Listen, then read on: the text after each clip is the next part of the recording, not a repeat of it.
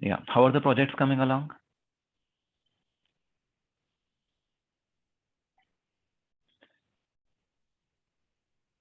The TAs are able to help you. I see a few questions in my office hours also, which we work out there. You're able to progress fine. We reviewed a layout in this particular office hours. So if you did not attend those office hours, I would still say that review the recording, at least till this layout review section, the first part of the office hours. It would help you to make better layouts for yourself. So nothing bothering about the projects either. Sir, I have a question. Sir, our group has made the layout for the AUI. So for that, we have made both the complex and non-complex implementation. So one thing is that we can compare it for area and the delays, the contamination and propagation, and also the power. Sir, if we do this thing, then what else can we do with the project? What else can you do with the project? I like, what do you want to do? That's the project definition, that you design the circuit, you minimize the area, you minimize the power consumption, minimize the delays. That's the project. So improve the performance if you can. See if you can go denser.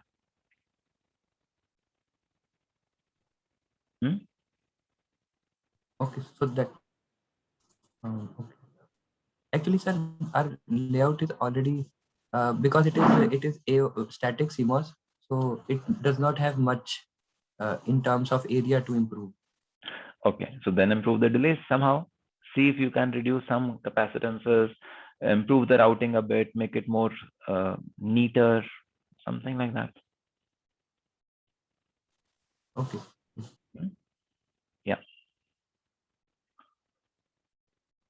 Okay. Yeah, Devjit, you had a question? Sir, I wanted to ask two things, sir. How many quiz would be there, and is there any estimated day for presentation for TV? Okay, so good that you asked, because I also wanted to ask you exactly the same thing. So quizzes, we will have a quiz on this Monday, coming Monday. We do not have a lecture on Friday, but we will have a quiz mix of sequential circuits and arithmetic circuits that we are covering today. And that would make it 9 quizzes, am I right? The one that we had just now was the 8th quiz. Yes, sir. Yes, sir. So that will make it 9 quizzes. Now for the final presentation, I was thinking if we could have it on 27th, that's a Saturday, or 30th, I think is again Wednesday timetable. Am I right? I don't want to keep it too close to the end sems, because if someone has an end sem on first, then you will unnecessarily get stuck. So most probably the project presentation will be on 27th. We will see if we can do a few on 26th and then the remaining on 27th. So I will try to wind up the lectures for this course in the नहीं हो पाएगा, अगली class में नहीं हो पाएगा. So because we have okay, so we have lectures on 30th lecture I will dedicate to the debug and final closure of the course. The lecture on 24th we will talk about memories. Today we will talk about arithmetic circuits. Okay, so 26th lecture also we will try to keep it for the presentations. So 26th and 27th will be the panel presentations. Would that work for you? So 26th, how are you guys placed on in terms of classes on Fridays? Do you have classes till, like, I know that there is no one has a class from 2:30 to 4 also on a Friday. Am I right? Sir, there is CA lecture, Friday 2:30 to 4. Friday 2:30 to 4, there is a CA lecture. Okay. So then we can not do it. Or probably we can do it like this, that we have on Friday 26th, we have the presentations from, let us say, 12 till 2:30. And then on 27th, again, we have the remaining presentations there. So I will ask the TAs to arrange a schedule. Those of you who have CA classes, you can choose to have your lunch while looking at other people's presentations. That should work. Am I right? Not everyone is doing CA. So there are people who are not doing CA, so they can have lunch after 2:30. They can be presenting from that duration of 1:30 to 2:30.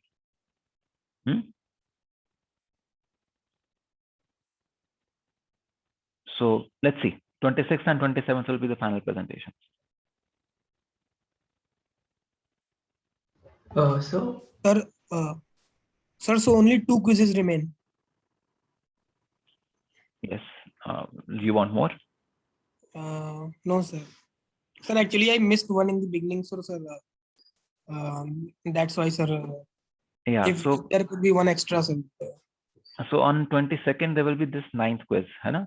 We can Yes. have the 10th quiz on 29th, and then we will choose best 8 out of 10. Okay, sir. So even if you missed one, doesn't matter. Your score will not go bad. Okay, sir. So is there a possibility of keeping project presentation after the end sims? No, Okay. no possibility. It has to be on. I think we already told that the project presentations will be before the end sims. Is it not? That was informed early on.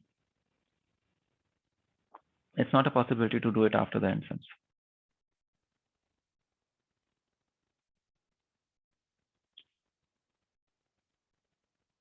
Anything else?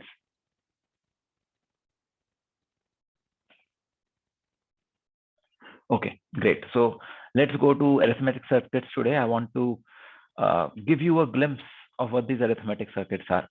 What are arithmetic circuits, by the way? What do you understand by the term arithmetic circuits? You've seen the slides. The slides were already put online. How many of you have seen the slides, by the way? I've been putting them online in advance, but how many of you have seen them? You can just raise your hand and I will know.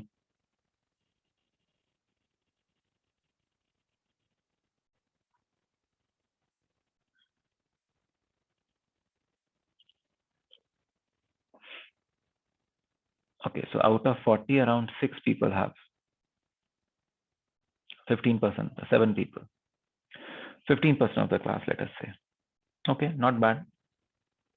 So what are arithmetic circuits? At least you should be able to respond. So for performing arithmetic operations, we need adders and subtractors, all these things. So these are the arithmetic circuits. Good. And when we talk of these adders and subtractors and multipliers, what is the most important thing that we need to be looking for?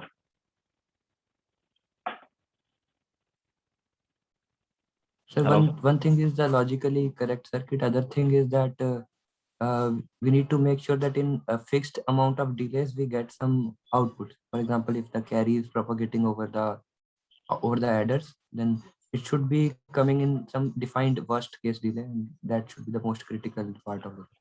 And you want to reduce that worst case delay. It's not just that you delay time, but it's also that you want to reduce that worst case delay. Am I right? Yes, sir. Okay. So Dipanshi, I see your hand raised. Did you raise it when I asked about the slides, or do you have a question? No, sir, about the slides. Okay, so you can lower your hand. Just give me a minute. Sure. So arithmetic circuits are very commonly used wherever you have a processor. For example, this is a typical or a very top level view of a processor where you would have some data paths and a memory, inputs and outputs, and a control part. And in this data path, you will have, for example, what is called as adders, multipliers, shifters, comparators, etc. All of that. The control part would have finite state machines, counters, and so these are the different components that you will see in this digital processor, let us say. Memories and interconnects with arbitration units and buses and switches and so on. So in this lecture, we are intending to spend time on arithmetic circuits. In the next lecture, we will be spending time on memory circuits. Okay. Again, this is just a top level glimpse. This is by no way an intent to make you an expert on adders or multipliers or even memories. If you want to learn more about memories, I would suggest take up the memory design course in the next semester. For adders, multipliers, take up a capstone project or another project like that, where you can study more about them and design them if if you wish to. So that would be a preferred mode of learning more about arithmetic circuits in terms of adders, multipliers, and the like. Okay. So a typical data path, so for example, if I say that there is a 64-bit processor, over here I have shown a 4-bit processor. So a typical data path is, so if I say there are 64 bits in a processor, then what could be done? It could be that a bit would enter over here. There is a 32-bit adder here. There is a 32-bit multiplier here. So the bit would go all like this. A circuitous root bit, any bit can take, any word can take. But that is not really optimal. So what is typically done is that data paths are designed as bit slices. So over here, you will have, let us say, A0, B0 going in, and that will result in the output B0, O0, let us put it as O0. Okay. The next slice would have A1 and B1 going in, and the final output would be O1. So they are organized and arranged in such a way that data flow is kind of streamlined. It's fast. It doesn't waste time in neither interconnects or other stuff. And in your data path, that is how you include registers and adders and multipliers and shifters and everything there. If some particular function is not required on a data, that particular block is simply skipped, bypassed, and you run out. Okay. So a slightly complex stuff, would mean that in addition to just multiplexers and shifters, you could actually have adders implemented also in stages. In the sense that if you look at the previous slide, we said adder is one stage, shifter is another stage. However, in this slide, what I'm saying is that an adder, just so that you have a fast addition possible, may be split into multiple stages. And you may have one stage of adder over here, second stage, and third stage as you move on. But they're all in terms of bit slices only. This is bit slice 0, this is bit slice 1, and the like. Are you able to see this? Any questions still here? Sir, is it just to enable more parallelism, right? Anyway, if you have to add 32 bits, you have to add 32 bits. So there has to be some parallelism in there. We will, as we look into the adders, just iske baad adders hi shuru hoga. When we will start to look into the adders, you will see what I mean by adder stage 1, adder stage 2, and adder stage 3. We will talk about tree adders, and that is where this concept will become more evident. But yeah, you're in a data path, you're processing all the different bits in parallel. There could be interconnects between them. For example, we showed that if you notice over here, we are showing that there is some output from bit 0 going to some other bit, some output from bit 0 going to another bit somewhere in the data path. So there could be some such interconnects also. Okay. But they are running in parallel. Largely, they are running in parallel. Okay. And sir, what is this loopback bus? This is information going back saying that, okay, there is an overflow or there is, so system level bus it is, which would give information to close any loops that were there. Okay, now addition is completed, so you can accept the next input. It could be ready signals, it could be those things. Okay. Sir, Yes. so what are shifters? What are shifters? Shifters are shift registers, where the number of clock cycles you give, it will just rotate like barrel shifters, they will just rotate the word in there. So shifter could be used to manage the pipeline stages, right? Means if we give serial input and we take parallelly output, so anything like that. Shifter is a set of flip-flops. So in those terms, you can think of using them as a scan chain also. Yes. No problem with that. But shifters, barrel shifters are not just for pipeline. Barrel shifters are barrel shifters, which could be a part of, say, multiplication and division also. Yes, sir. Understood. Ranjit? Sir, so basically this bit slice represents the complete data path, right, sir? Yes, for 1 bit. But sir, how can we just be sure that in a particular architecture, the data path for, suppose if you have n bit slices, then all the n bit slices are identical. It's not very They may much- not be. They may not be. यहाँ देखो ना, हमने क्या करा? In this case itself, we've taken bit 0 का output of adder stage 1, and we have merged it or taken it as an input to, let us say, bit slice 7. Okay. Then in the second wiring stage, we've taken the output of bit 0 into something like bit 55. So need not be. We're not saying they are symmetrical. What we are saying is data path is in one flow. Okay. This is just to streamline, so that when you design, you do not also have errors, end up with errors because of some confusion or interconnect. Because when we will see just a little while later, tree adders, you will see there are so complex interconnects that it's better to separate it like this. Okay, sir. Okay. Rajneesh? Sir, in the previous slide, in the bit slice design, a separate register was given in a bit slide. But in this one, in this diagram, there is no separate register means in the bit slice. Yeah. So if you look at the previous slide, they were adding that register to latch the incoming data. That's fine. There are two different architectures. These guys would in the second bit slice over here, possibly they're already saying that this is coming from a register file. Is it not? Here it has considered it as a common one earlier. Yeah, it is coming from a register file already, so you do not need to register it again. Yes, sir. And one more thing, sir. Sir, you in this you said that this bit slices of 1 bit, but sir, in previous slide, it is a 4-bit bit slice. No, this is a bit slice. Oh, okay, sir. Okay. Yes. Okay. Yes. Yeah.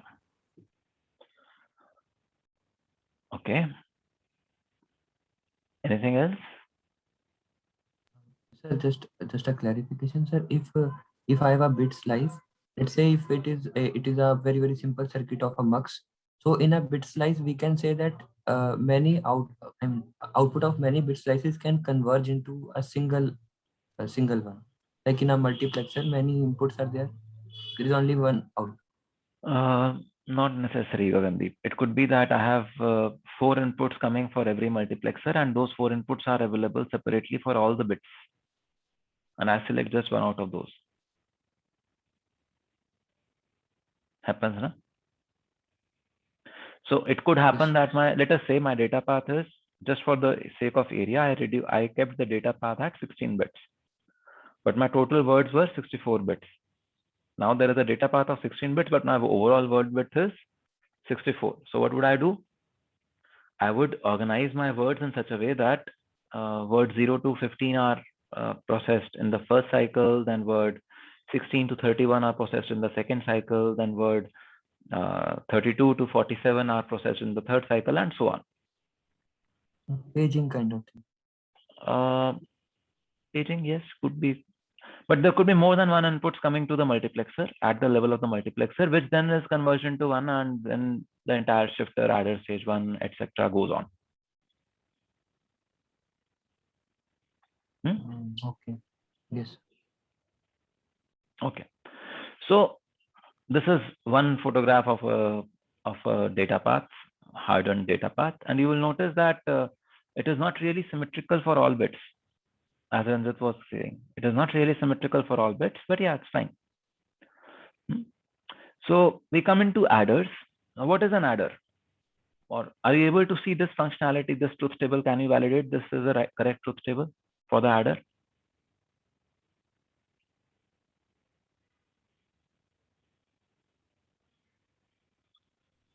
So what's the scary status in which delete and propagate and generate are written? Like that's a different thing. Yeah. So अभी उसको छोड़ देते हैं. Are you able to validate the otherwise K map?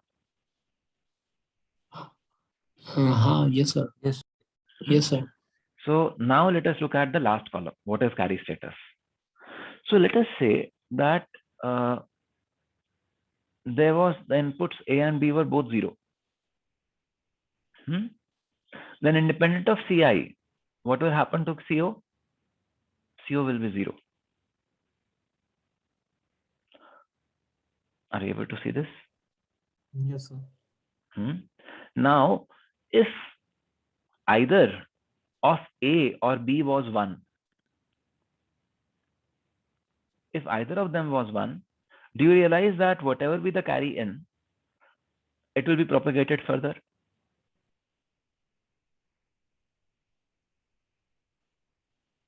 Hello? Yes, sir. Yes, sir. Yes, sir. And when both A and B are 1, then again, whatever be the Cn, C out is definitely 1. Are you able to see this also? Yes, sir. So this is what we want to say, or this is what this delete. Delete means whatever be the Cn, C out will be 0. Propagate means whatever be the Cn, that will be propagated on C out. Generate means whatever be the Cn, C out will be 1. Are you able to see this? Yes. So that is what carry status means. This becomes important as we will look at implementation. So a typical or a very basic implementation of this adder would appear to be something like this.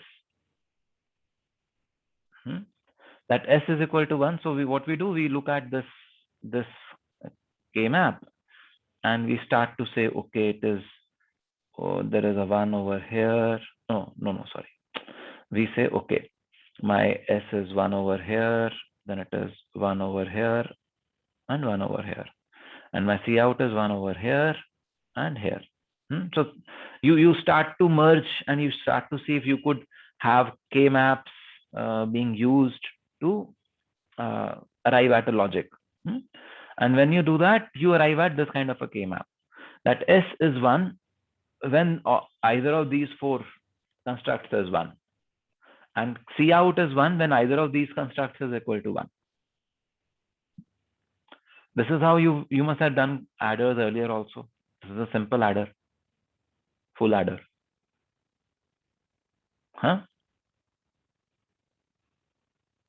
Yes, now sir. we Yes, say that, okay, in the same adder, we have used A, B, and C, and then we have used inverts of B and inverts of C and inverts of A to make our logic of S. So probably I will need a lot of gates to do it. Can I do it simpler? So we say, okay, there was this information of delete, propagate, and generate. At least that much I can use for generating carry out. So we say that, okay, we express sum and carry as a function of propagate, generate, and delete only. Where carry out can be represented as a sum of G plus PCI. P propagate, if propagate is 1, then whatever is the CI comes on there, or carry is generated. Either carry is generated or carry is propagated, and therefore CI becomes C out. And S is that my propagate should be 1. It's a XOR of propagate and CI. In fact, just to make our logic a little simpler, use lesser number of devices, many times you will use propagate as A or B. Because in A or B situation also, whatever is the Cn, whenever Cn is 1, you will propagate that.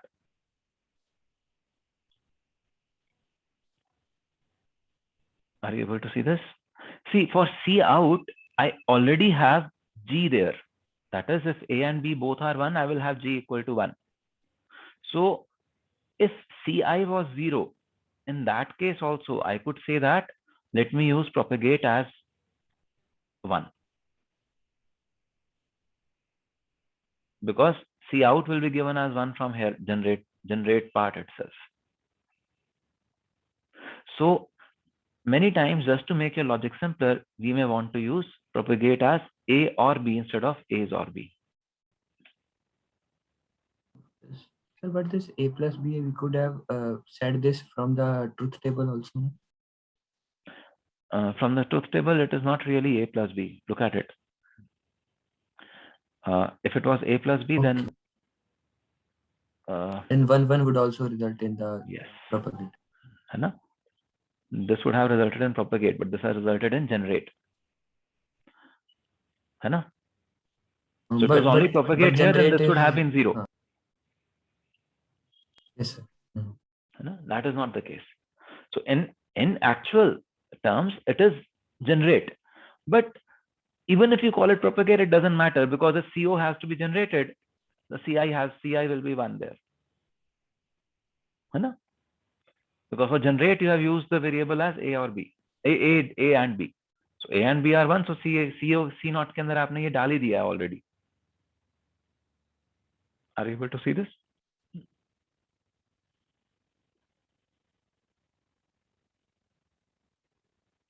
ठीक है? Sir, Yes. sir, can you please, like, I got confused in this part, why we are using two expressions for a propagate? So you use only one expression, A or B. Okay. So, but why we are using two here? I Sorry? understood your point that I can use 1 and I'll get the functionality done. But why 2? Why to do it? Why 2 values of propagate? 2 expression for propagate? See, the exact expression is A or B. Yes, according to the truth table. है ना? But we said that even if we use the expression of A or B, Yes, sir. C naught and S will not be different given this expression. G is equal to C naught is equal to G plus PCI, and Okay. S is equal to P's or CI. So these two outputs will still remain same even if I use propagate as A or B. But Okay. OR gate is much simpler than a XOR gate. Yeah, yes, sir. That is why. Okay, thank you. Okay. Sir, Yes. sir, Devjit? here it is written can also be expressed by sum and carry out can also be expressed in terms of D and P. Yeah. But I think instead of using D, if we use G, it would be more. I think when we will implement by using D, 2 more inverters would be required, right?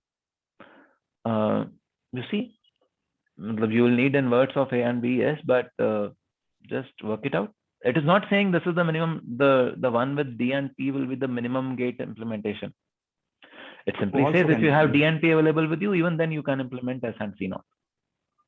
Okay, sir. What it essentially intends to communicate is you need to do either of generate, you need to do either generate or kill. Don't need to do both. Yes, sir. Yeah. Yes. So even though we want to express sum and carry as functions of P, G, and D, P and either G or D will work for us. Yes, sir.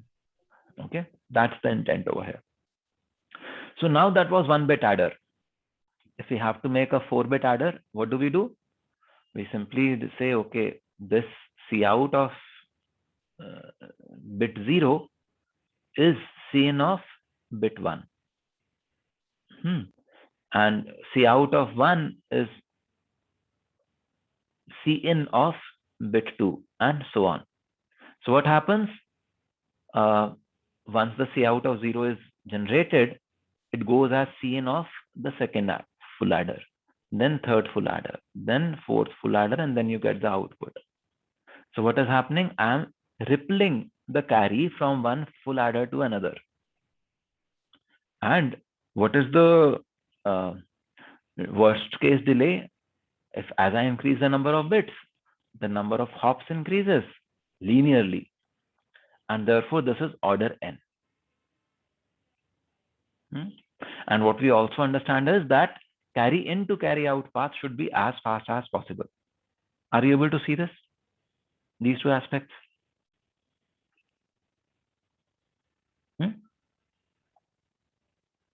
Yes, sir.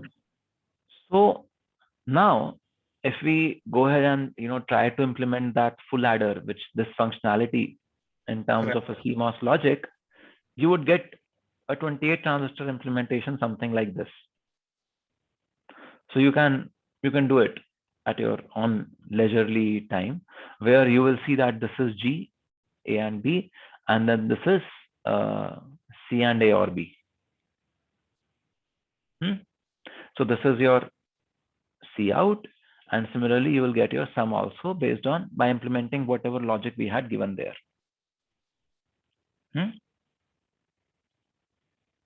Is this clear? Yes, sir. Sir, in the last slide, I have a question. Yes. Sir, here T adder equal to n-1 T carry plus T sum. Sir, this T sum, shouldn't it be maximum of T sum and T carry? Exactly, sir. I do have the same understanding. So let us look at this path. What happens? You realize that A, B, and everything was stable already. These parts were stable already, is it not? When Yes, your sir. carry came, what was required to be done? When your carry came, you only need to evaluate these parts of the gate. है ना? Yes, sir. Yes, sir. So, and you notice that CI has been kept as close to the output as possible so that the delay from C to out is minimum. That is the delay mentioned as C sum or T sum. Whereas from A to sum or B to sum, the delay could be slightly higher. Okay, so already we have decreased the delays internally from carry to output. From carry to, yes. Okay. So there is a different delay for generating a carry. That is evident because delay to generate a carry is this path. Delay to generate a sum is this path. So sir, this sum depends upon the voltage at node X, which is also one of the inputs. So it constitutes this entire path from X till S. So yes, that can cause more delay for S than C out. Okay. Yeah, can. Okay. So what is also now important to see is that if you have a adder, then you could actually have a invert adder also there. So what has happened over here? You have a full adder. Over here you have inverted all the inputs, and you say, okay, your outputs will also be inverted. So S bar of A, B, C, I is equal to sum of A bar, B bar, C I bar, and so on. By using this inversion property, what do? You say, okay, I will at least not use this inverter. This one we may have to use, but at least जो C naught, जो C out generate करने के लिए inverter है, I can avoid using that, and I would have C out going directly to the inverted full adder. The next one I will have a regular full adder, and then again an inverted full adder. So if you do it like this, then what happens? The total number of transistors in your system reduces. Because you don't need to put those additional inverters at the end of it. So there are two things that are evident, that there is a focus on reducing delay, and then there is a focus on reducing area also, because this is a large number of devices, 28 transistors. So we want the delay to be less, but we want this number of devices also to be less. So that is where figures in this mirror adder, where you will see that the NMOS and the PMOS parts are kind of mirrors of each other. And again, the circuit works fine, where you say that, okay, you give CI from here, and you get C out bar, and you get S bar as outputs there.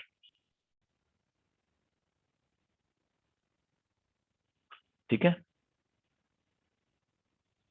So you can at your own leisure evaluate that this works fine. This is fine for the functionality that you want to achieve for both C0 and S. Sir, but Okay. this particular topology will be valid only if we have even number of stages, right, sir? If you have odd number of stages, then once again we need to add an inverter at some stage. That we can just add on the last inverter, no? Last stage. Yes. So just one inverter will come. It will not come 25 times. Yes, sir. So that we can always terminate appropriately. That's Yes. simple. Okay, na? So what are we talking about? So for the mirror adder, for example, we are saying that what we've done is the NMOS and PMOS stacks are completely symmetrical. They are very similar to each other. And I think from the discussion that we have had till now, you must have already realized that the load on Cout or the capacitances linked to generation of Cout should be kept as low as possible. Why is that? Why should the capacitances linked to generation of CO be kept as low as possible? Because the carry has to propagate through the stages of adder. Yes, because the carry out of your stage will go to the next stage, then again the entire new carry out will be generated for the next stage, and so on, at least if the propagation is going to happen. So that is what we are looking at, that we have to reduce the capacitances also, we have to reduce the delays. As you reduce the capacitances, power and delay will automatically reduce.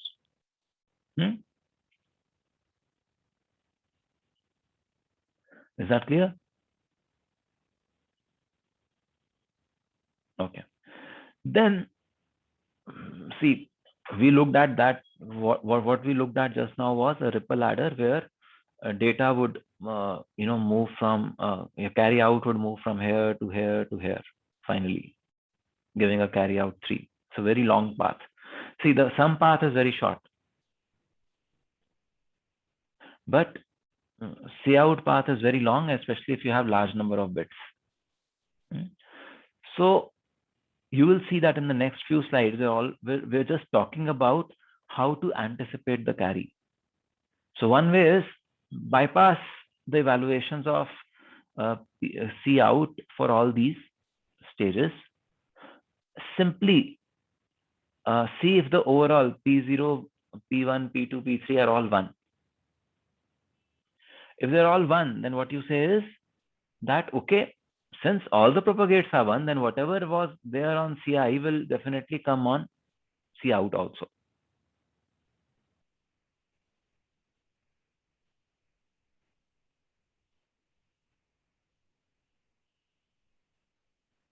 Are you with me? Any questions?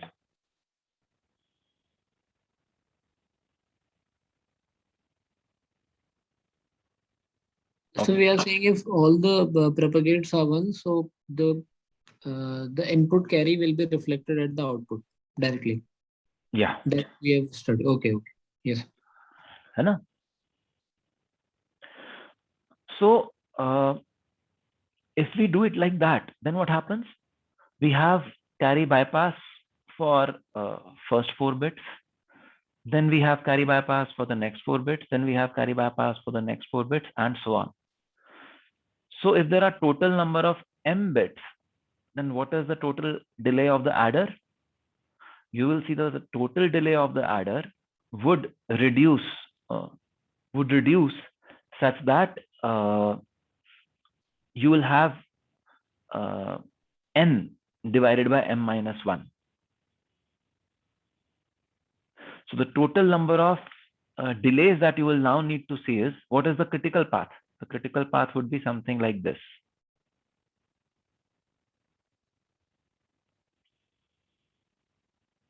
है ना? Sir, would the largest delay also decrease? Yes. The largest delay. Yes, it would decrease because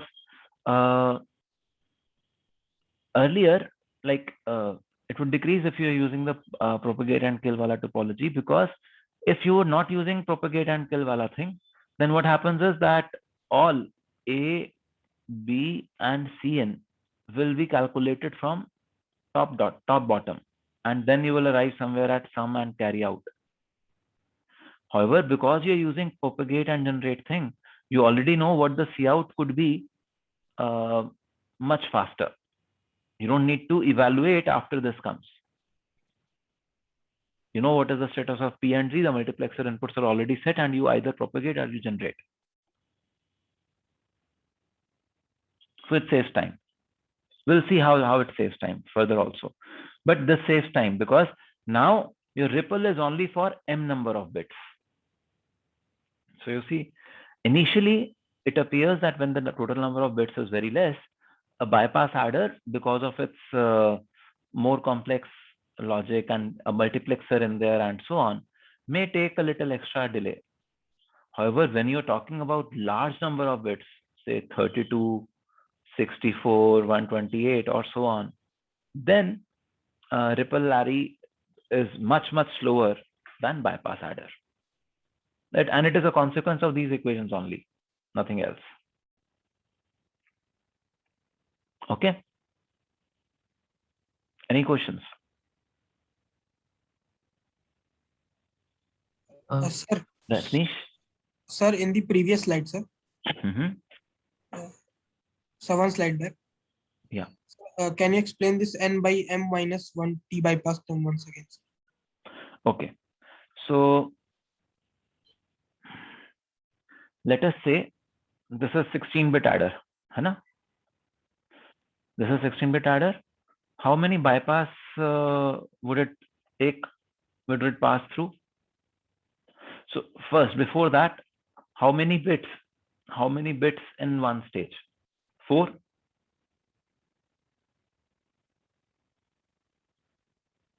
Hello? Yes, sir. So if you have a data adder coming or set of inputs coming from here, yes, this is the, while this is being evaluated, this part of data would have already been ready. Yes, sir. Similarly, here things would already be ready. Yes, sir. So when you're when you want to find the total delay, what are you looking at? Setup delay plus carry generation delay plus number of these that will be there, n by m minus 1. So actually n by m minus 1 hona chahiye kya? We can see. So we know that, okay, 16 bits have been split into 4 bits each. So we would have 4 minus 1. Sir मतलब n by sir n by m तो एक में bit एक parallel path में bit होगी ना sir n by m. हाँ. T bypass is the delay of, let us say, this multiplexer. Sir पहले वाले के t कैरी को स्किप कर दिए इसलिए n by m minus 1. Yes, because यहाँ का तो t कैरी पूरा का पूरा जनरेट का ही आपने लगाया. Yes. Yes. Sir. Yes. Sir, in case in all the bit 0 to 3, 4, 7, 8 to 11, and 12 to 15, if this condition is not satisfied that P0, P1, P2, P3 is equal to 1, then in that case, none of the carry would be directly going without facing the carry propagation delay. See, if if the propagations are not all ones, if the propagates are not all ones, then what happens? Then you anyway you will not be rippling the carry to the entire path. Hai na? So your overall delay will actually be lesser only. Whatever was evaluated here earlier would already be valid. We are talking about the worst case delay, where you say, okay, the ripple has to happen through the entire system.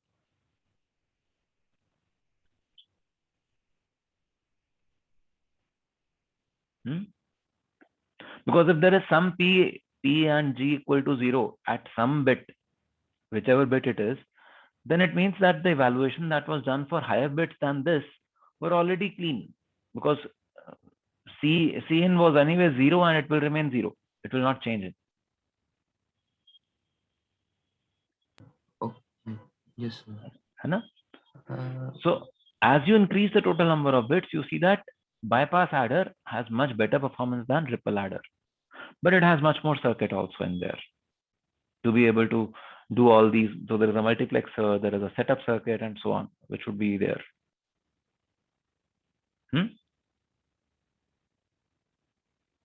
Ranjit, you have a question? Yes, sir, in the previous slide itself. Okay. Sir, I understood how we get the T setup, m times the T carry plus n by m minus 1 times the T bypass. But why once again we have m minus 1 times the T carry, sir? This one I didn't understand. Okay, so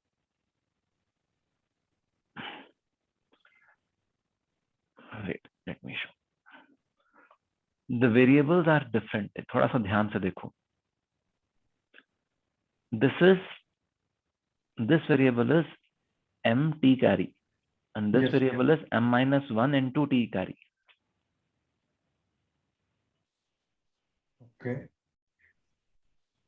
But why m minus 1 into T carry, sir? That I didn't understand. Because always, if we consider one single bypass stage, the carry generation will happen parallelly for all of them. So, and then we'll bypass this particular. For the first stage, that carry generation, you have to still count. Na? एक बार तो you will have to count. Okay. Then you add the delays of various ones. And for this one in itself, if there are m bits, then that would mean m minus 1 times ripple could happen at least in this one, is it not? Even for a 4-bit thing, if the carry has to be generated like this, there will be 3 ripples happening inside it, is it not? Yes. Yes. That is why. Okay, sir. Anna? Yes, sir. Okay. So, is it clear till there? Ranjit, your hand is still raised. Anything pending there? Okay.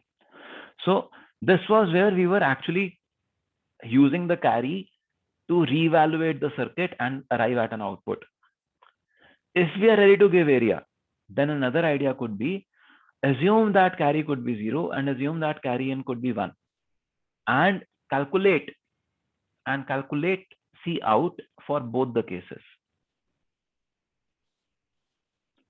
Depending on the value of C out of k minus 1 stage, that is the C in of this 4-bit circuit, you can choose whether this one has to be used or this one has to be used. In this case, carry calculation is actually happening completely in parallel, and you're just having a multiplexer at the output stage. Are you able to see this?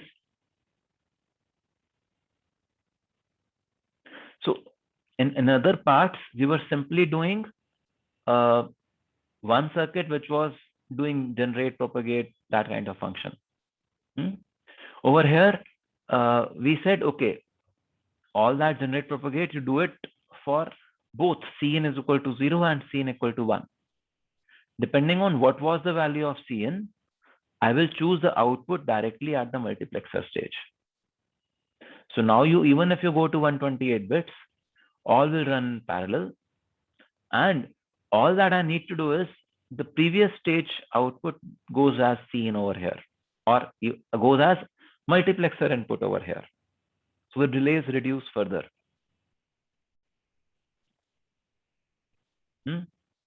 Look at this example. What we say, bit 0 to 3, I calculate the output with 0 carry, I calculate the output with 1 carry, and then I use the carry in as the select signal for the multiplexer. And I will get the sum generated and I will get the CO3 also.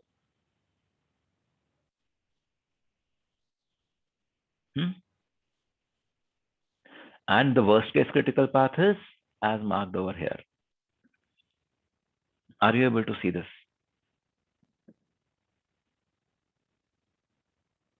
Any questions?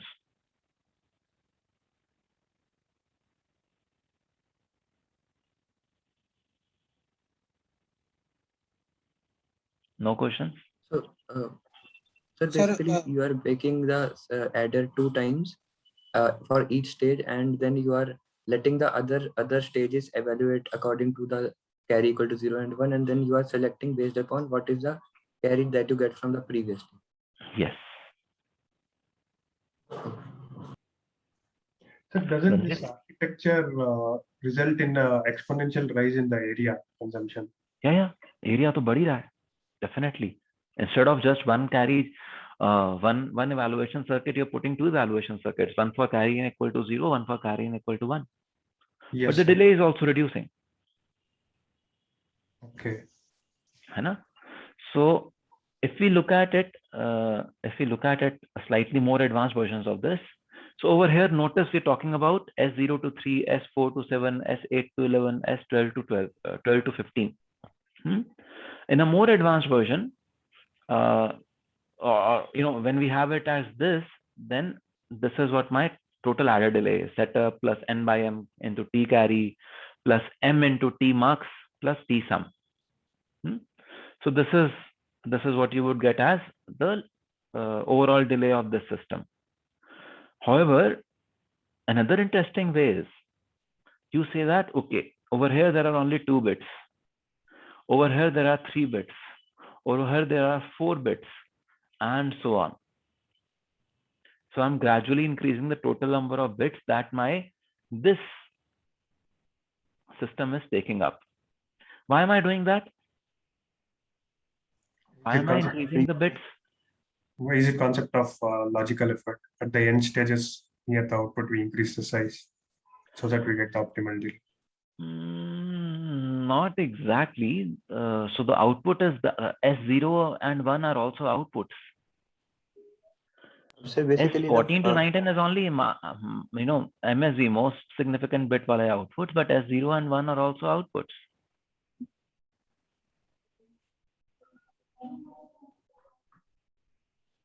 Ranjit, you're saying something? No, sir. Sir, So number of mux. Yeah, what Yes, about sir. number of mux? So they would decrease. So the value of in the previous slide, empty mux would decrease. Yeah, see what is happening is, you know that, let us go to the previous slide. You know that to arrive at this stage, I will go through not only this, but also this horizontal delay. Are you able to see this? So by the time this C0 and C11 comes, C output 11 comes, I would already be waiting at the input of the multiplexer. So I say, why wait? Instead of calculating a ripple across 4 bits only, I actually have more time now. So I can calculate ripple across 5 bits or 6 bits.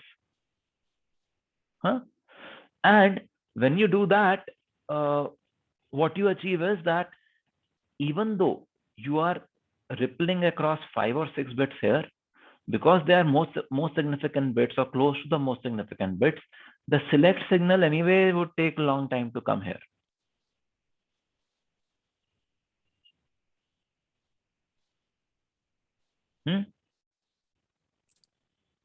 So it's like time borrowing from. It's like Borrowing the time, basically. Yes, you're using the extra time that is available to you because these extra multiplexers are also in the path, and adding one more stage there, let us say. Not stage, one more bit in this kind of a setting. And this is how the delays change. See, this is ripple carry, this is linear select, and this is the last square root select that we just did. So you will not see much difference at the lower number of bits.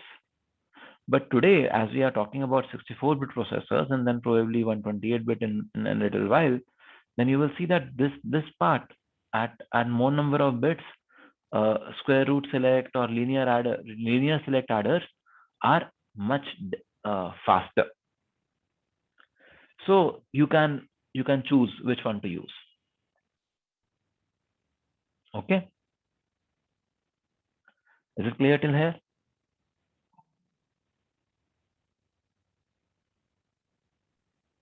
So I had a very small doubt. I think the 2 slides before, can we go? Previous 2 slides. Sir, in this, why don't we make the 0 carry and 1 carry adder parallel to each other and then give those inputs to mux? Or So it's they the are in same? parallel. Notice Okay. setup is going here and setup is going here also in parallel. Oh, so they are shown like this. Okay, got it. They are represented like this. They are going in parallel only. Okay, got it, got it. Okay. Thank you. Yeah. So after the carry select adders, you must have heard about what is called as carry look ahead adders also. So what do carry look ahead adders do? They do something similar to this select thing, and they say that as you go into the higher bit, there will be more time, and therefore you could have a longer path set in there. So what is the idea behind it? You say that, okay, to be able to anticipate the output over here, I don't need to wait for ripples or even inputs to come from this side. Let me at every gate itself,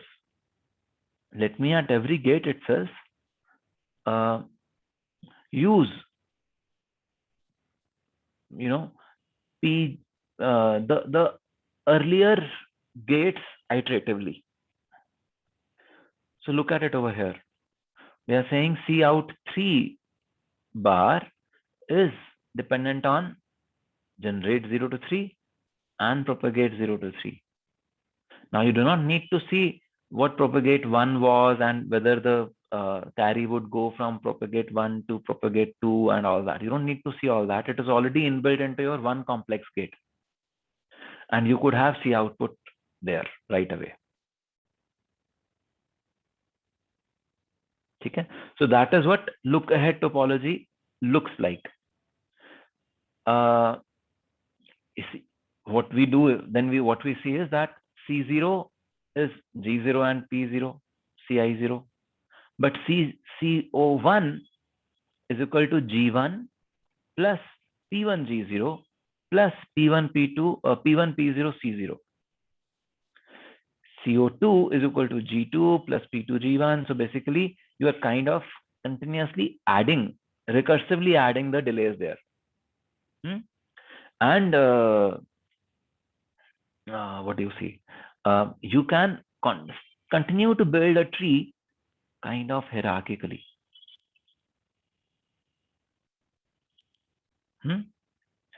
So what does this mean?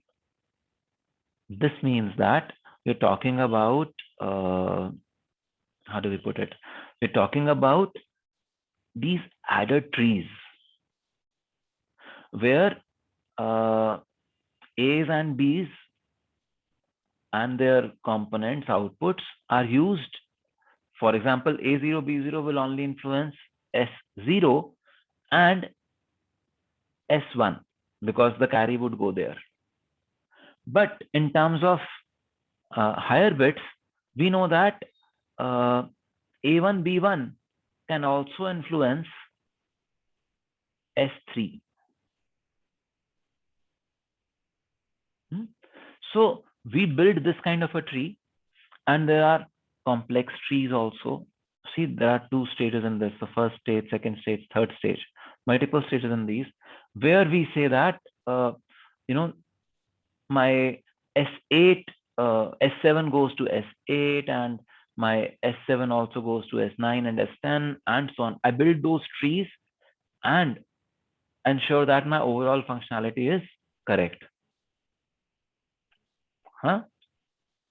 And it is because of these lots of routing connections. All these are routing connections, is it not? That in the adders, if you remember, there was adder stage 1, then wires, then adder stage 2, then wires, and then final adder. Remember that curve? The thing that we had shown. In fact, there was a question that someone asked in the chat window also. Why is there a separate region for wires? There's a separate region for wires because there are all these interconnects that have to happen after every stage. And you would rather have them done neatly by allocating a safe region for them rather than going to higher metal layers and using the resources there. Is that okay? So again, I'm not going to ask you about make the Brent-Kung tree or make this adder tree or that adder tree. The intent to take you from this stage of ripple carry to carry look ahead to carry select and so on is so that you know that there are different ways of arriving at the same output. And depending on your project requirements, you will have to choose the most appropriate one. So, Rajneesh? Sir, in the carry look ahead, sir. Sir, from where the G and P is coming, sir? In the 2 slides before, sir. The 3 slides. Okay, you tell me. Sir जैसे sir full adder में तो sir हम लोग का मतलब A B और ए XOR B किए थे. We could always generate G and B through those AND gates. You remember the equations that we were looking at earlier for G and B? Yes, sir. Full adder में. Yeah, we simply generate those. अच्छा मतलब इसमें भी sir same रहेगा वही चीज. Yeah. So that is where that truth table में वो generate, kill or propagate वाला information was also important. Okay, sir. Yes. Okay. So again, I'm not going to ask you about this Gokstone tree or Brent-Kung this and that and whatnot. No, I'm not going to ask you that. You just need to know that there could be such designs which would have dedicated paths for wire routing. So you could use the area underneath them for, let us say, substrate connections or substrate noise cancellation or something like that. Okay. Now we come to multipliers. So what are multipliers? You know, all of us have done multiplications. There's a multiplicand and there is a multiplier. And there are intermediate stages and there is a final result. These intermediate stages are called as partial products. So if you look at it in terms of an array, of an array multiplier, then what are we saying is that, bhai sahab, there is a full adder over here that I need, there is a half adder over here that I need, and so on. So I need a few full adders and a few half adders to make my circuit complete and robust. So your inputs Y0 and Z0 would go and will be ANDed and everything will happen, and you will have a way to arrive at outputs over here. So these are all the outputs. Are you able to see this? Z0 is only dependent on Y0 and X0. Z1, however, is also dependent on other topics. Are you able to see this? This is kind of a direct movement from this thing to another.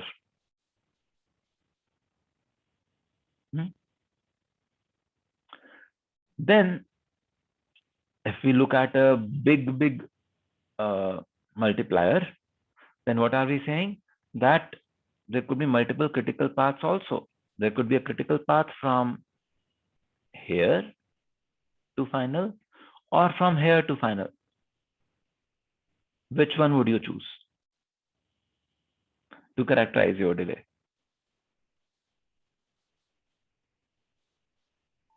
So for the critical delay, I think the path which is following all the full adders will be chosen.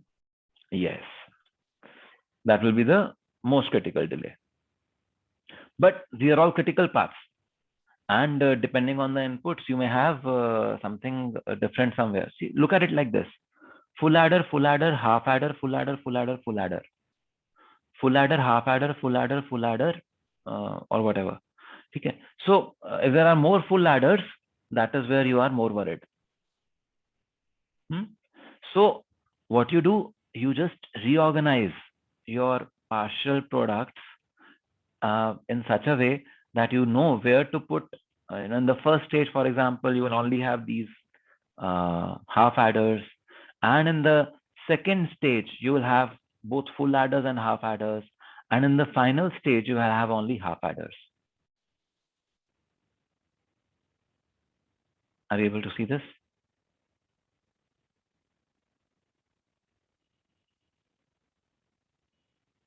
So this is the famous Wallace-Tree multiplier.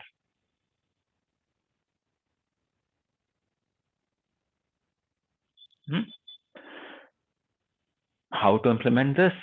As we just saw, this is the region where wiring would happen. Z3 and the C out of FA will go somewhere, it will influence results there, and so on. Okay?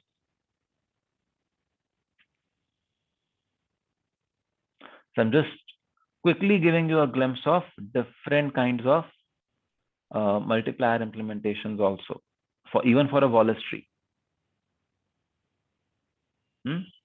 For example, there could be Y0, 1, 2, 3, and then Y3, Y4, Y5. Or I could say 0, Y1, 2, and Y3, 4, 3, 4, 5. And these two could happen in parallel. Are you able to see this?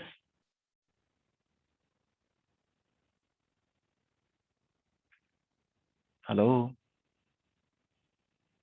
So multipliers are not as intuitive as adders, but are you getting the sense that there is a way to optimize multipliers also? Are you getting at least that sense? Yes, sir. Yes, sir. Yeah, that is all that is required. So that if you intend to pick up a project, you at least have some words in your mind that, okay, there's a Brent-Kung adder, or there is a Wallace-Tree multiplier, or there is this kind of multiplier. And I could have these kind of options amongst which to choose to design the most appropriate multiplier for my application, and so on. So I'm just giving you a top level glimpse of a few adders and multipliers. If you go out in academic literature, you will see many, many more of them. I'm not even claiming that Wallace-Tree multiplier is the best. You could have a multiplier which is still better than Wallace-Tree multiplier. What I'm saying is that there are ways to optimize it, and people have done it. And you can also do it if you know, but for that you have to study all the existing ones, and then you go a step or two further. But you can also do it. Okay.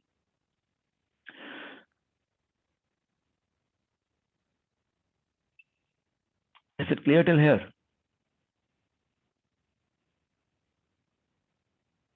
So what we are talking about is that in a multiplier also, you have to it's very important to identify the critical path. And then you try to reduce the overall delay by, let us say, doing data encoding, for example, in Booth multiplier, or we just saw the Wallace-Tree multiplier, or very importantly, pipelining. See, when we were doing sequential circuits, you were asking ki pipelining kahan use hoti hai. Pipelining is used at multiple places.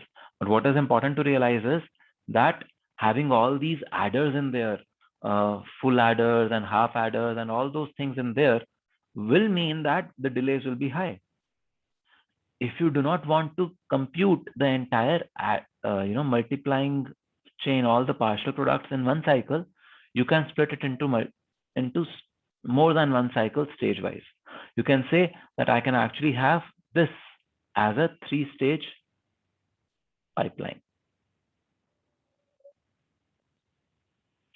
So what does a pipeline architecture for a multiplier do?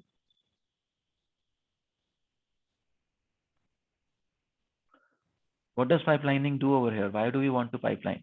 Yes, Tarun, you were saying something.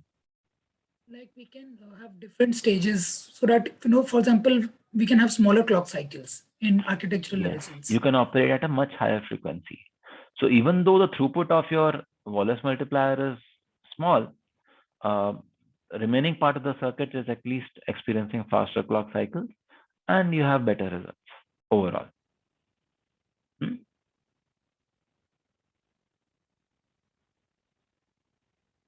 Okay. So with this multipliers, we are getting a kind of a multipliers and those adders. We're kind of getting a glimpse of system level optimizations. That how are these circuits which you've seen? Abhi tak humne AOIs, OAIs dekha. So these OAIs and AOIs can also be used in your adders and other places. But what is important is how to optimize a path, a data path, in a way at a system level.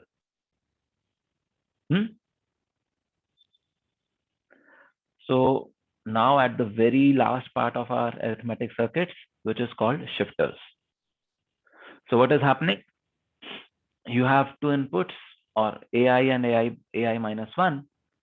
And you see AI minus 1 is going to this part also. AI is coming to this part also. And depending on select, whether I want to do a right shift or a left shift or a no op, I will use AI to go to BI, or AI to go to BI minus 1, or AI minus 1 to go to BI. Are you able to see this? Yes, sir. And this shifter can actually also be implemented in a slightly different way, where you are talking about multiple levels of shifts also. That you could shift 1 bit, 2 bits, or 3 bits.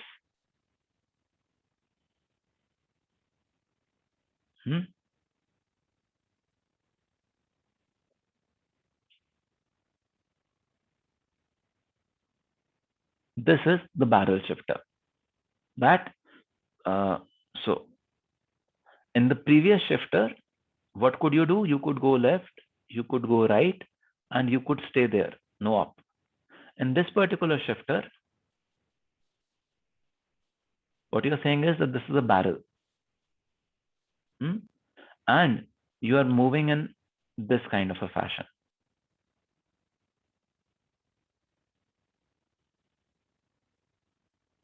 Okay. Why am I getting a feeling that a lot of overhead transmission is happening? I'm not getting any feedback from you guys. Friends, I know I'm not really explaining these circuits, but are you getting the sense of it? The top level feel, the intuition behind it. Are you getting that? Yes, sir. Okay. So when you want to design these yourselves, you go into much more details. But I want you to be introduced to these circuits. Okay, that's the only intent of this lecture today. Memories maybe we'll talk about at least memory cell in a little detail. But again, there the intent again would be to just introduce you to those topics. So this is how a barrel shifter, the schematic that we made here, these NMOSes and everything, this is how their layout would appear to be.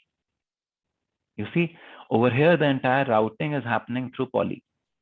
So this pink one is poly. Would you be able to use this in advanced technologies? This layout? No, sir. Why? Routing via poly is not allowed, and poly bending is also not allowed. Yes, routing via poly is not allowed, poly bending is not allowed, and poly resistance is huge because poly is so thin. So many reasons why you would not want to do it. But this was one of the optimal designs in older technology, say 180 nanometer. Okay? So this is a 4x4 barrel shifter, where you can shift 4 bits and you can jump number of bits that you want to shift. Okay, that kind of brings us to a close of arithmetic circuits, the lecture on arithmetic circuits, and we will switch over to any questions that you may have about the project or anything.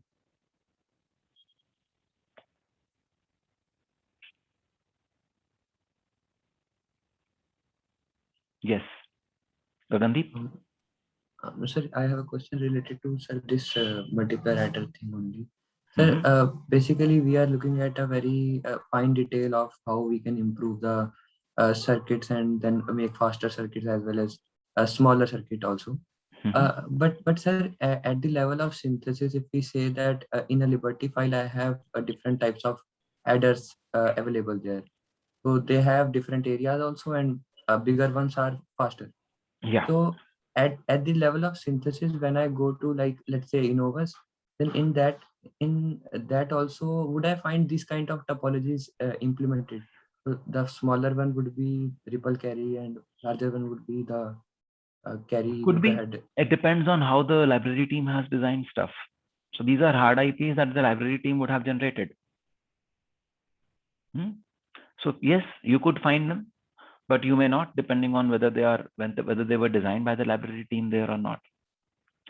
But if you are a part of the library team who has to design these adders and multipliers, then you need to know all this stuff. How to optimize the circuit. At a system level, you may simply say, okay, I will want to use the adders. Amongst these adders, this one meets my requirements best, and therefore I will use this one. So this knowledge of the circuits of adder and multiplier is still more useful at level of circuit design only. So This we can't. knowledge, yes, how to like propagate, generate, and everything, all that is valid for circuit design part only. But yes, even at a system design level, when you know that okay, carry look ahead is faster than ripple carry, you can always prefer it in your synthesis runs, in your overall design. We can enforce that. Yeah, you can enforce that. Sir? Yes, Devjit? So the diagram of that complex diagram of look ahead topology that was given, sir, that cannot be implemented in a standard cell design, right? Because somewhere it was PTL based logic plus CMOS also used. So Diffusion that inputs data were path available. will be designed separately. यहाँ भी तो देखो ना, is this a standard cell? No. Is this No, a no. standard cell template that we're talking about? No. Yes. है ना? So these circuits are now not standard cells. They are hardened macros. Okay. IPs that can directly be used in design. Yes. Sir, and one more question. Sir, all these are combinational logics only. And at the input and at the output, there will be flip-flops. So from a standard cell design, we are providing this inputs to some IP, and then again, we are obtaining output in a standard cell design only. Yes. And then how in layout a discontinuity of standard cell is means there will be discontinuity in standard cell design, right? So we will not have standard cells abutting these cells, na? These macros will be there. They will not be abutting the standard cells. There would be some space between So these IPs and the standard cells. So and you will connect through wires. Yes, so they would also be spaced far apart from that standard cell implementation. No, far apart. How much far is far apart? I do not know. But yes, they will not be abutting the standard cells. That much I know. Yes, sir. Sir, also one more thing. Sir, in case of multiplier especially, there would be huge difference in contamination delay and propagation. Yes. So very significant difference. While designing flip-flops, how the setup and hold are met in these cases means there would be, let's say, 10 times difference could also be there, right? Yeah. So how does designing flip-flop in this figure in? For designing a flip-flop, you want to keep the hold as low as possible, and you want to keep the setup as low as possible. Both you want to keep low. So independent of whether you are a multiplier, whether the flip-flop is at the end of a multiplier or wherever, that doesn't matter. Flip-flop design is independent of where that flip-flop is used, is it not? Yes, sir. Now, if your circuit has such vast delays, then you could say that, okay, I will probably add one buffer in there so that I do not violate the whole time, even when the contamination delay is there. Sir, and also you were talking about breaking into stages in case of multiplier. So each stages in between a flip-flop would come, something like that. Maybe, may not be. If you pipelined it, yes. Pipeline means that after every stage, the thing is registered somewhere. The partial product would be registered, yes. Okay. ठीक है ना? Yes, sir. Thank you. Yeah. So anything else? I think we are anyway up the class time. So if there's anything else, we can quickly look into it. Otherwise, we will close the class. Sir, I have a query regarding the project. Sir, I have my project is OAI 222 implementation. The complex, the non-complex style. Sir, I have implemented the layout for the complex style. I just want to get it reviewed from your end, whether the area usage is good or not. So can I go ahead and present my screen, sir? We can do that, but did you already see the office hours, the feedback that I gave in the office hours? Yes, sir. I saw the feedback that Shakti and his team received. Yeah. I was just concerned if I have the same kind Have you incorporated the feedback in your design or not? Or you want the same feedback to be given to you? No, sir. I try to use the area efficiently, but the problem is that in the domino logic style, we have used the beekeeper. So I will have to route the output of the inverter to the input of the beekeeper. So so this has for the routing we need the space for that metal to be routed. Yeah. So over there, just a small area is not being occupied by any of the transistors. Yeah, so you can for show that, the layout, please. Yes. No, Yeah. no worries. Yeah. Sir, can you please make me the co-host? Wait, I will allow multiple participants to share simultaneously. Yes. Anyway, I'm not sharing anything, so you should be allowed to share. No, sir. It says the host has disabled share. Oh, is that the case? Yes, sir.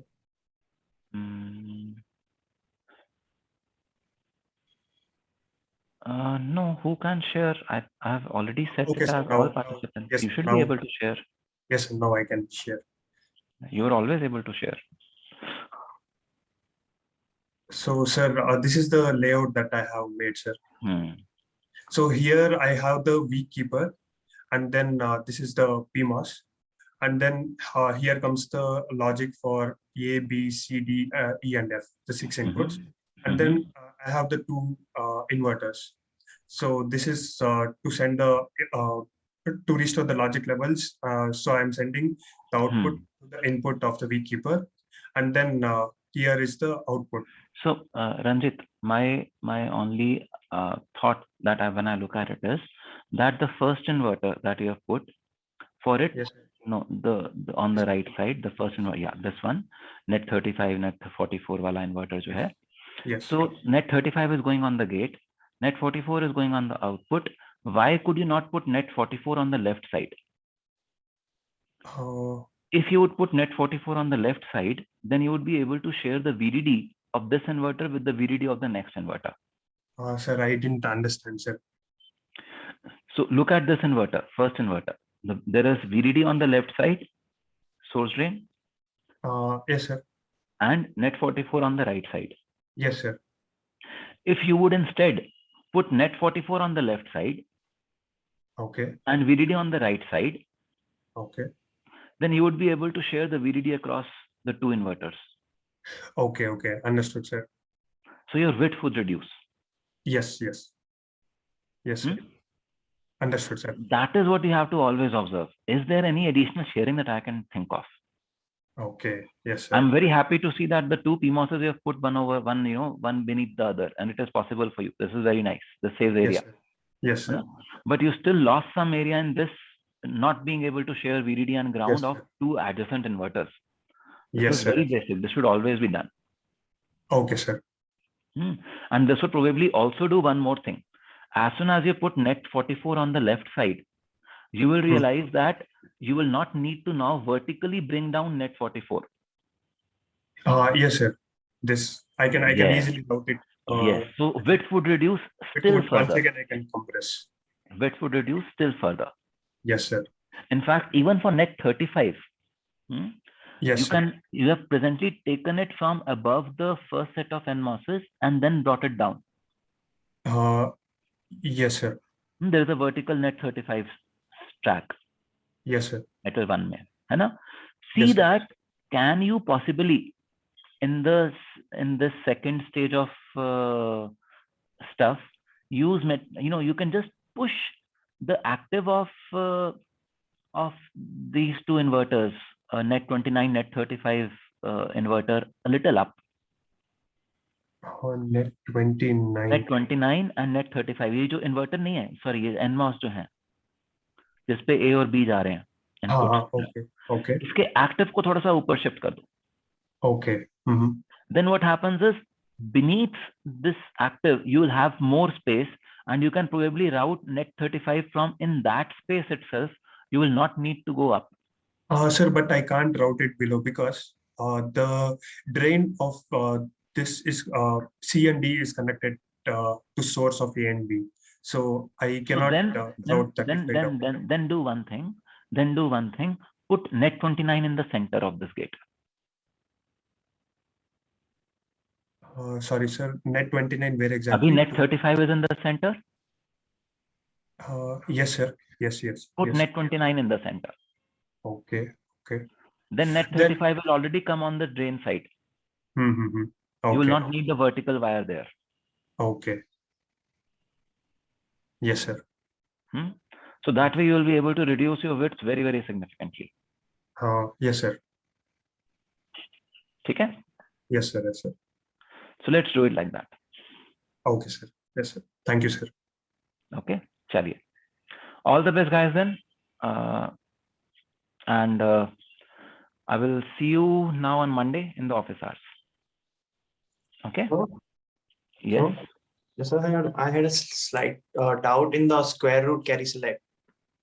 So, the doubt is, how will we know that कि हर अगले stage में हम लोग को कितने bits बढ़ाने हैं उसमें subsequently हम जब बढ़ाते हैं, how will we know that कि कितना डिले होगा पैरेलल वाला? So you do not really worry about that. ये सब चीजें अब तो establish हो चुकी हैं, but establish करने के लिए essentially delays का estimate ही लिया गया था to see okay what is the critical path, how much margin do I have, and then this was decided. Okay, so we For don't your do it technology, like all that you need to see is how much slack is there in your critical path, and can you add one more bit there? Okay, so it's not decided randomly, like 2 bit, 15 bit. No. It is decided on the basis of the length of the path there. Yeah. Are the most optimal path. Okay? Yes, sir. Thank you. Sorry. All the best, guys. See you. Sir? Yes? Sir, do you have like 2 minutes time? I wanted to ask something related to weekly project. Related to? Weekly project, weekly presentation. Project. Yeah, I actually have a presentation. I have a meeting at 1:30. So okay, sir. We can meet later. Yes, sir. No problem. I'll ask Monday, sir. Yeah. Okay. So thank you, guys. I'm stopping the recording and closing the meeting. Bye-bye. All the best.